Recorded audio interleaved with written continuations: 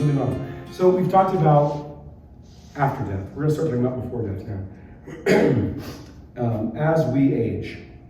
Advanced directives. Advanced directives are legal documents that are going to set out your wishes down the road in certain circumstances, mostly centered around who is going to make decisions for you in the event that you cannot. Okay?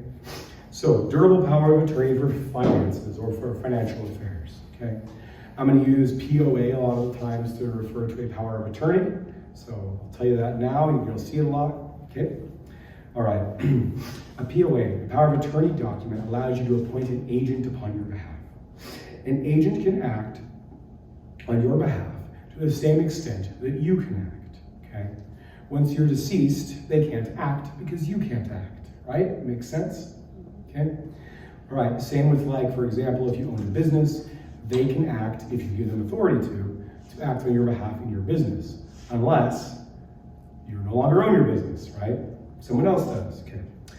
There's general powers of attorney and durable powers of attorney.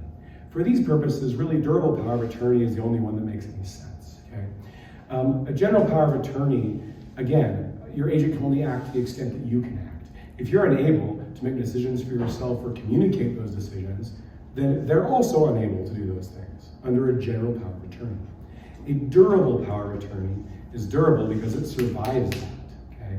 I listed on here as it survives incapacity. Again, that's your legal term for it.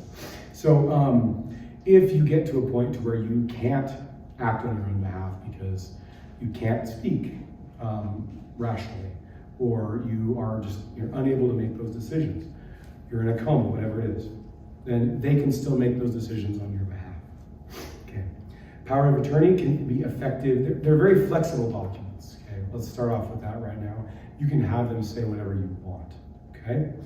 As we go through here, they can be effective immediately upon signing, or they can become effective when certain criteria are met. They sometimes call those springing powers of attorney because they spring to life at a later time.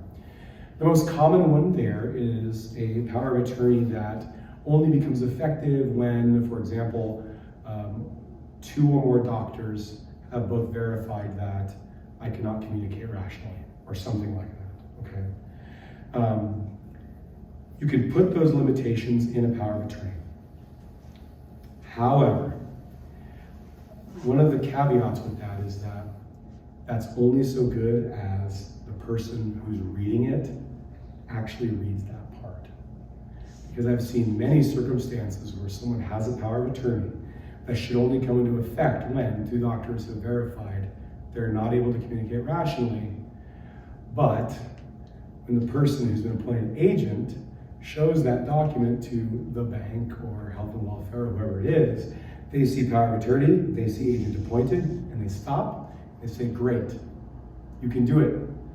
Not, well, wait a minute, if you keep reading this, you should be asking for these documentation to show that they can't communicate rationally. 9 times out of 10, they don't check. So, I don't know what the solution to that is. Maybe that's putting one I would say is when I draft these, what I used to, I would put that first, right? This only becomes effective upon these criteria, right? It has to be accompanied by letters from doctors, something like that. So if you have an attorney draft that for you, and that's a concern for you, be very clear about what the requirements are, okay? And have them put in such a way so that they're not easy to miss. Okay. You can grant or limit authority to your agent as you see fit. Idaho has a statutory one of these. It has a form you can just follow. And it basically goes through a checklist of like, these are the things that I grant authority on. And then you can click all the above if you want to.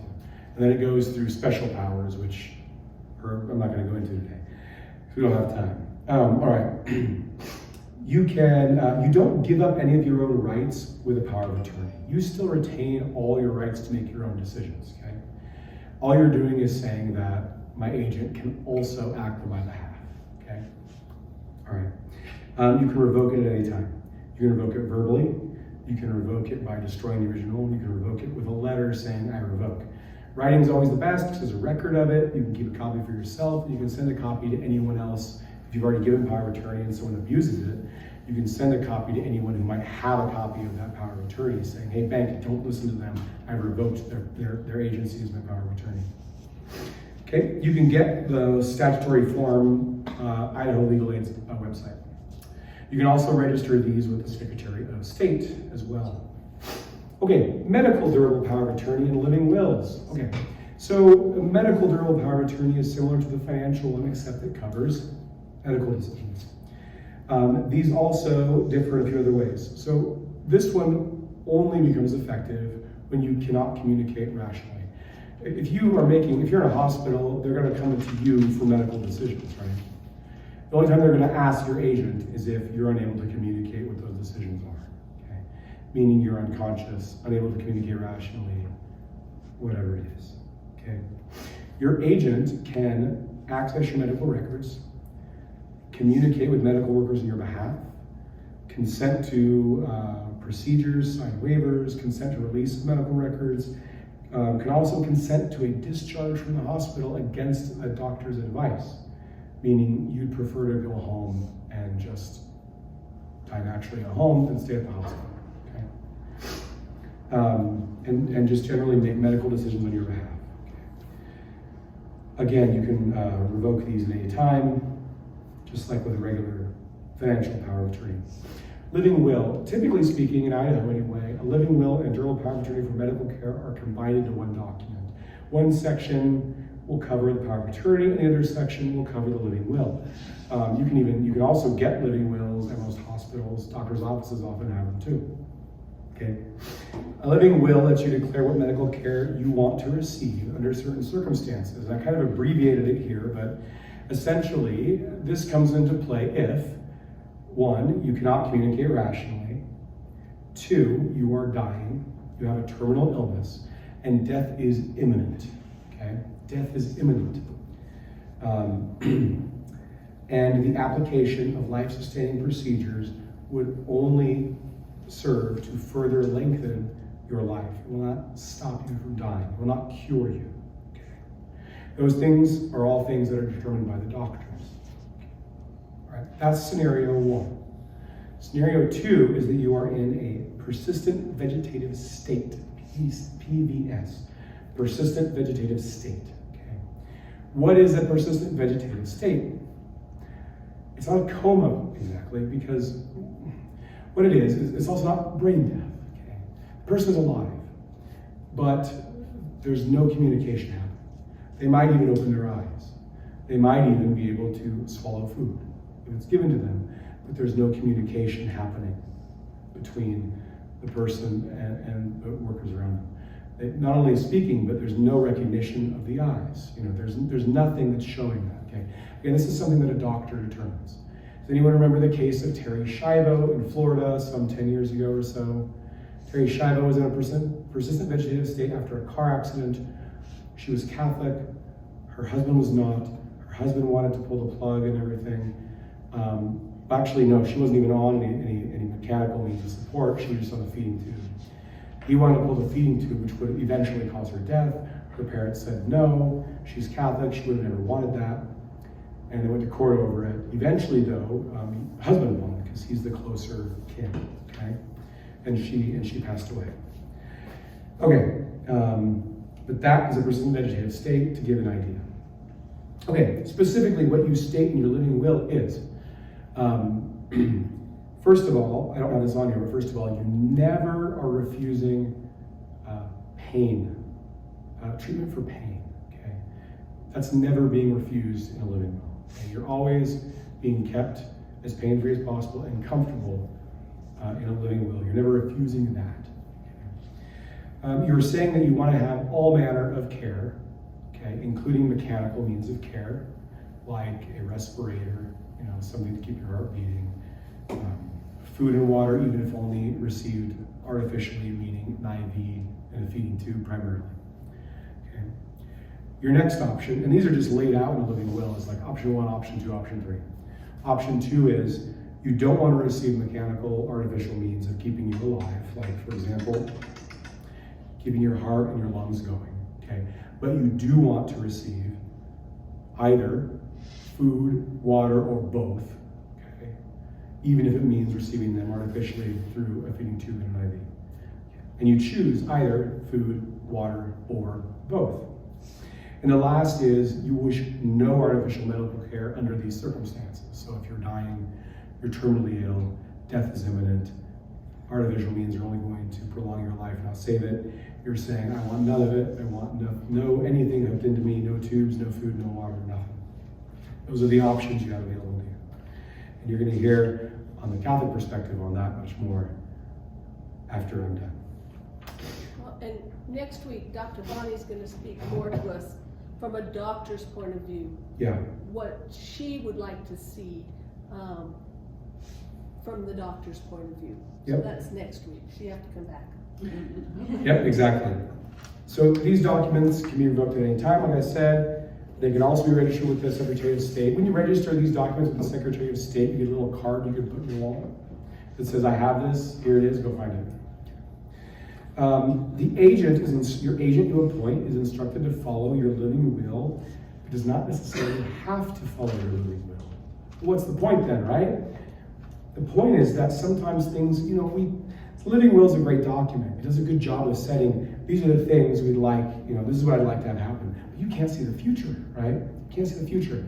What if you're thinking to yourself, I don't want to starve. I want to, if that's how you're viewing it, I want to have food and water, even if it's through a feeding tube, and that's all that's keeping me alive. I still want those things.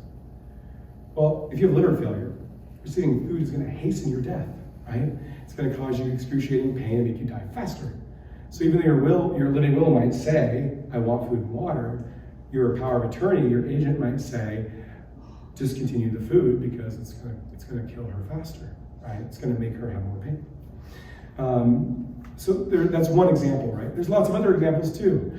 So there are times when they may have to veer from the living will.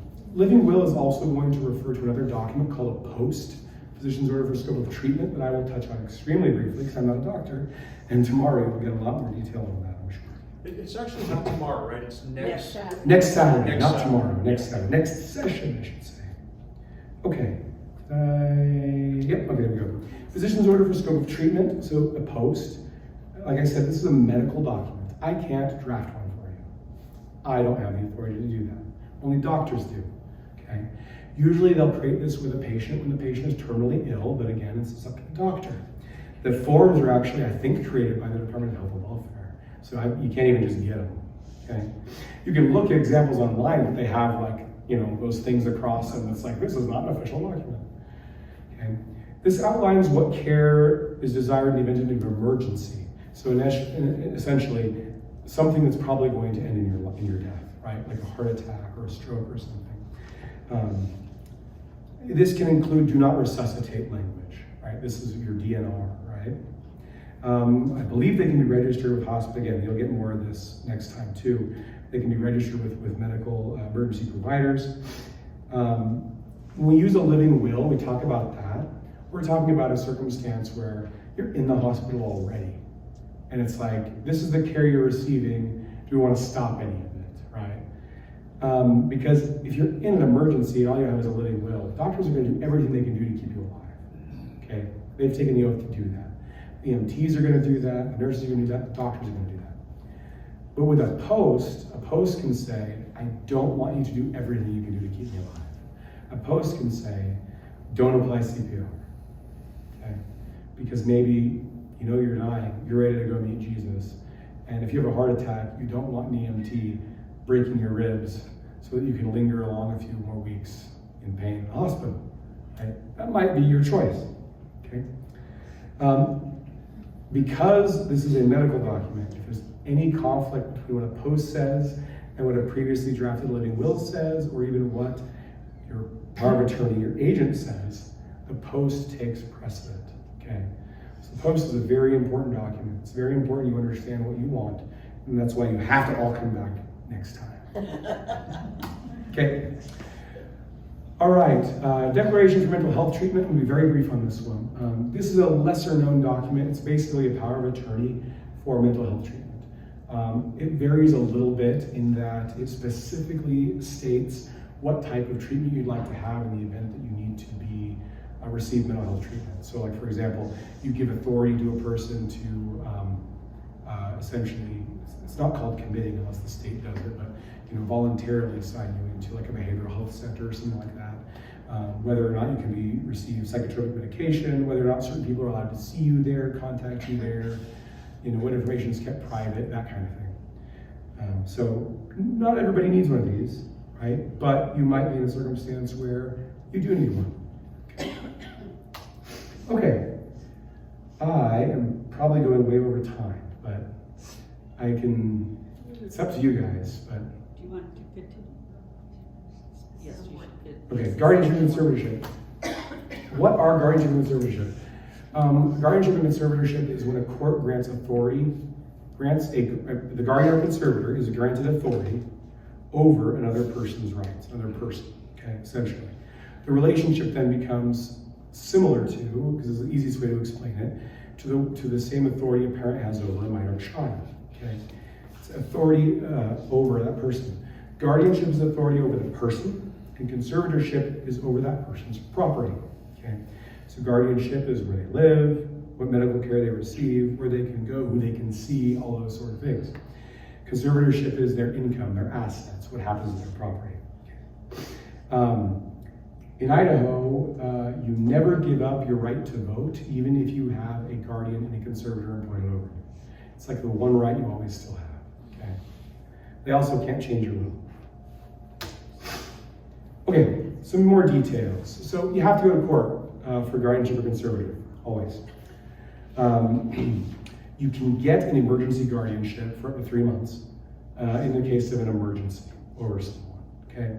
Emergency meaning that they're at risk of severe, there's a real risk of severe harm coming to them or others, or financial harm coming to them or others.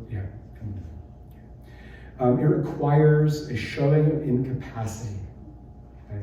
Or I also have developmental disability. This is one of the areas that doesn't fall under Title 15. It falls under a different code. And I'm not going to talk about the differences with it today. So it requires a finding of incapacity. It requires medical evidence. Okay, there has to be some medical evidence that you have need of a guardian. I will say, from my experience as an attorney doing these cases, that evidence can be extremely scarce and scant and still be approved.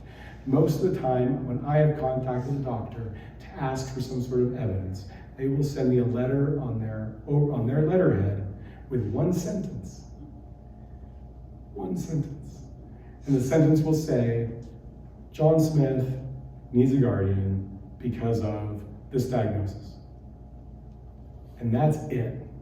And that's enough for a judge. That scares me a little, but I'm going to move on. But that's all it requires. But you do need medical evidence, but it can be very scant medical evidence. A guardian ad litem also has to be appointed. A guardian ad litem is an attorney who's appointed to represent the interests of the person who guardianship is going to be over. We used to call that person the ward. I think it still probably calls it that in Idaho code, but there's a movement now to move away from that type of language and move towards person subject to guardianship. It's a lot more syllables, so I might say word occasionally. There you go. Okay, the guardian ad litem represents their interests, okay? They don't operate as their attorney. They do and they don't. Idaho code's a little unclear on it, but basically, they're their attorney, but they only represent their interests. So they're going to draft a report to the court to give their opinion. And they're going to show up to the hearing and give their opinion.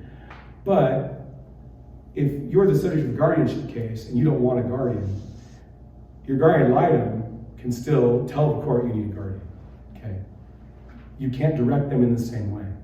Which means, by the way, you can hire your own attorney still.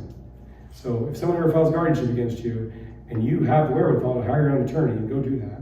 Because the guardian ad litem's job is not necessarily to represent your desires, but what they perceive to be your needs. Okay?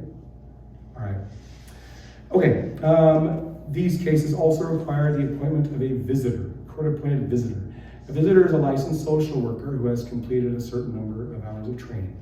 Their job is to investigate and make sure that more of a practical, social sort of situation. Where are you living? Who's around you? Is this really the best person to be the guardian? What do they really want? That's their job, okay? They also submit a report to the court. Okay, guardianships and conservatorships, the requirements are almost identical for the two, so oftentimes we'll just say guardianship, but we mean both. Guardianships can be limited in how they're applied.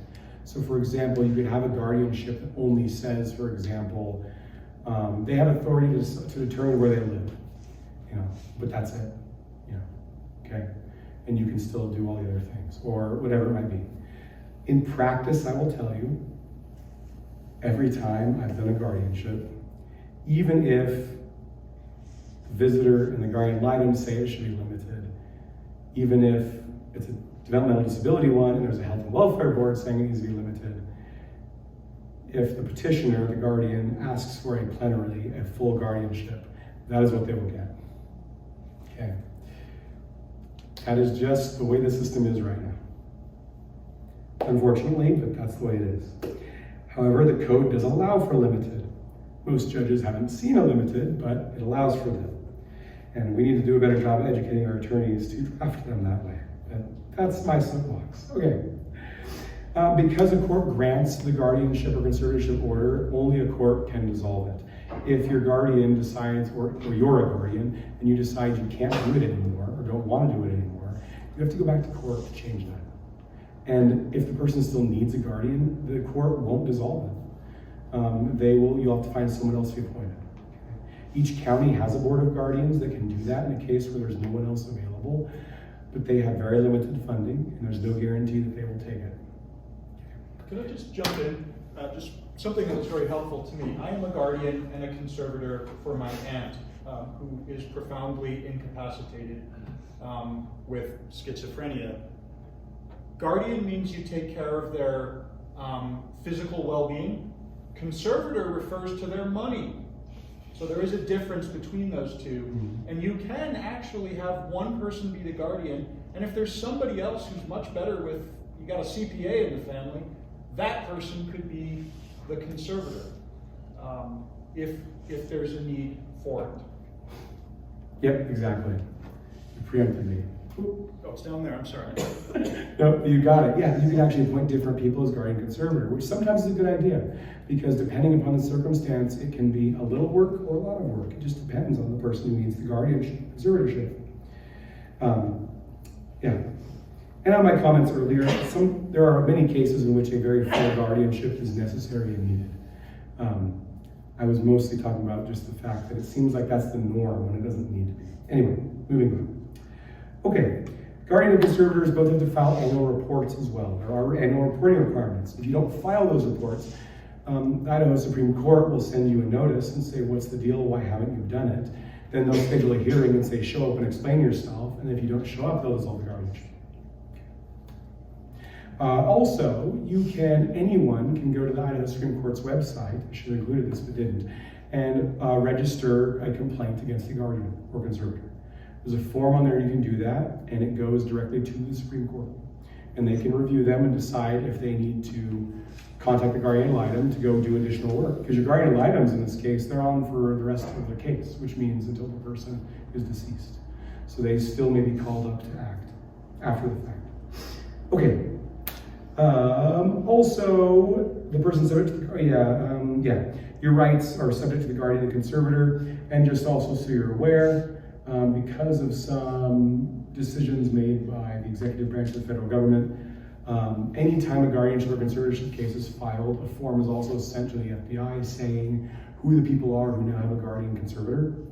And so part of that is used because of certain federal rights regarding firearms. So it could affect your ability to own firearms if you have a guardian or conservator. One more just quick point. Mm-hmm. If you're appointed a guardian or conservator or both by the state of Idaho, the federal government says, I don't care. That has nothing to do with me. Yep. So if there's an issue with Social Security, yes, but you're a guardian and conservator for the state of Idaho for your ward, you have no power. to adjudicate their Social Security? Yep. Everything federal is completely separate. They don't recognize, the federal government does not recognize, thank you, Scott, because I didn't put that in my presentation. I'm just kicking myself over here. They don't recognize the authority of guardians from state court or conservators. So yeah, Social Security, right? If you have Social Security benefits, you can appoint a payee to receive and manage those benefits for you. Again, it's a handy way if you don't need a guardian or a conservator, if that's your only income, to just have someone appointed to manage that for you. And they have to, even if they are conservative, they have to do it anyway. Same with VA benefits as well. The VA will not talk to you as a guardian or conservator. They will only talk to the veteran. If you have a payee with Social Security benefits, you go through the VA system, all those things, you don't necessarily need to have guardians, okay, and put in place, or conservators. There's a lot of ways you can get around that. So the rest of this presentation is going to go over that a little bit. This is a new area of law that is not, hasn't been adopted in all states yet. In fact, most states, this is just going to be an agreement, okay? Supported decision-making agreements, what is that? So it's an alternative to guardianship and conservatorship. The idea here is, let's create a tool that you can use to plan, if you need help with daily life activities or occasional activities, or making decisions, let's be proactive about it. Let's put together a plan to decide who's going to help me with that and how they're going to help me with that, and then let's put it in writing, okay? That's essentially what Supported Decision-Making Agreement, SDMA, that's essentially what that is. Okay. So I have some examples. First example, Paul can take care of himself, but he needs someone to grocery shop for him, and he needs someone to help him monitor his medications. He trusts his son Dave, but he lives in another state. He also trusts his neighbor Lisa. Paul asks Lisa to do his grocery shopping for him, and asks Dave to help him monitor his medicine. Paul talks to his bank, they open up a separate account, they put Paul, Lisa, and Dave on it as co-owners. They make sure there's enough money for groceries every week that goes into that account for Lisa to use, and Dave agrees to help monitor the account to make sure Lisa doesn't misuse it. And then Dave also agrees to contact his dad, daily and make sure he's taking his medications, okay? Because that's all the help he really needs. He doesn't need a guardian, he just needs this help, okay? They put it in writing, they all sign it, and now they've got something that's very clear of what their expectations are and what Paul needs. You can also incorporate documents into this like a power of attorney or a living will. So here's another example. Lucia owns a horse named Rose. She needs help taking care of Rose, but doesn't want to get rid of Rose. She also needs help making sure her bills get paid on time each month because she sometimes forgets and they don't get paid. She was also the victim of a telephone scam targeting seniors like herself, and she's really worried about being taken advantage again. Okay? Oftentimes, that is what people will do. Well, let's go get a guardianship because you got taken advantage. Well, let's be a little more, let's add a little grace to the situation and take a little closer look. Lucia loved riding Rose when she could, and she's noticed her niece Rachel also loves riding horses. So she talks to Rachel, and Rachel agrees to take responsibility for caring for Rose, and in exchange, she can ride Rose and use her in local competitions. Lucy also trusts her daughter Maria, who is a bookkeeper and has some experience managing money. She asked Maria to help her with her bills, to review her accounts, her bills, her investments, and they make a plan, right? We'll just have your bills get auto-paid. We'll make one account, we'll have your money that needs to go to pay the bills go into that account, and they'll auto-pay, okay? They set that up, and then they also set up some balance notifications. So if a withdrawal comes through that's over a certain amount, or the balance dips down too much, then she'll be notified. And they can set up Maria to be notified too, to help prevent being taken advantage of by fraud or scamming. But Lucia also feels very embarrassed about being taken advantage of in the scam. And now whenever she talks to the bank, she thinks about it and gives her a lot of anxiety, which decreases her desire to talk to the bank, which she needs to. So she decides, okay, Maria, if I'm not feeling up to it, I want you to talk to the bank for me. So I'm going to grant a power of attorney to let you do that, okay? Very simple, right? You go through what your needs are. You write it out. If you need to do a legal document, you do a legal document. If you don't need one, great, okay? SDMAs are very flexible. You can revoke or modify them at any time, okay? You can have conversations with people you trust to help you verbally. You can just have those conversations. You should be, right? And you're going to, right? Otherwise you wouldn't be here, okay? But if you can put it into writing, it helps everyone's expectations be very clear, okay? And if you're like me and you're very forgetful, you can go back and look at them and see, what the heck did I do? Who did I say was going to help me with X when X occurred? That's right, this person. These don't have any legal effect like a power of attorney. You're not going to take it into court necessarily or anything like that, okay? They're not contracts either. They're not really enforceable under Idaho law like this, okay? But they can include contracts. That last one did. That was a verbal contract of sorts between Lucia and Rachel regarding Rose, right? Because she received something in exchange for it. And then a POA also included one of those two. The point of this is to make a plan and to get the help you're going to need, right? If you need help with stuff, let's get it. But let's not give up all of our independence in so doing, right? We still need to be able to make decisions for ourselves as much as we can, and we should for as long as we can, okay? So that's the whole point of an STEMIA supportive decision-making agreement and what it can do for you. Okay, conclusion. All right, quick review. Things that can affect you before death. Legal things we just talked about. So we've got supportive decision-making agreements, powers of attorney, living wills, trust, guardianship and conservatorship, account joint ownership, a smattering of other things we also talked about, Social Security payees, etc. Things that affect you after death, wills, trusts. Account joint ownership can also affect you after death, and the beneficiary designations. Okay? Who makes the choice? If you do nothing, you make your own choices. You retain all your rights. Can others make decisions on your behalf? No. Okay. With a supportive decision-making agreement, if you want them to, yes, they can make decisions on your behalf. And that can cover financial matters, healthcare, and other areas. You just might have to also have some of these other documents too. Power of attorney, yes, you retain your rights. Others make decisions on financial matters. Power of attorney, medical and living will. Same thing with healthcare. Post, you retain your rights. It covers healthcare. No one else is making decisions for you with the post. You're making the decision with your doctor's guidance. Guardianship and conservatorship. Do you retain your rights? You do not retain your rights.